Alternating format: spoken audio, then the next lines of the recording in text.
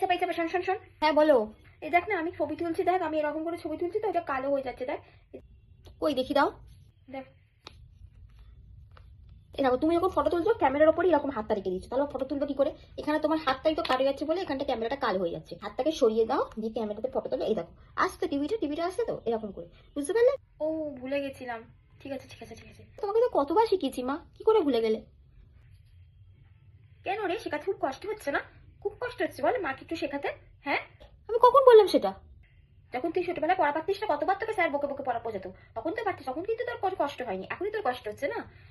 ভালো লাগে না, আমার ভালো লাগে না। কি জানি বাবা, কি ভাবে কি বলে, কিছু বলাই উচিত না। কি রে চাপা, একটুখানি তো বসে আছিস বল, একটুখানি তো বিছানাটা গুছিয়ে নে না রে, দিলীপটা একটা শাড়ি চুটি পাঠ করে দে না। মা আমি এক্ষুনি এতগুলো কাজ করলাম আর আমি পারছি না, তুমি আজকে দিনটা করে দাও না প্লিজ। তা কেন করবি? মার কাজ করতে তো ভালো লাগে না? আমি কখন বললাম মা? খালি ফোন ঘাটতে ভালো লাগে, মুখের সামনে ফোনটা এরকম করে বসে থাকবি সেটা ভালো লাগে, তাই তো? ঠিক আছে দাও, আমি করে দিচ্ছি, দাও দাও।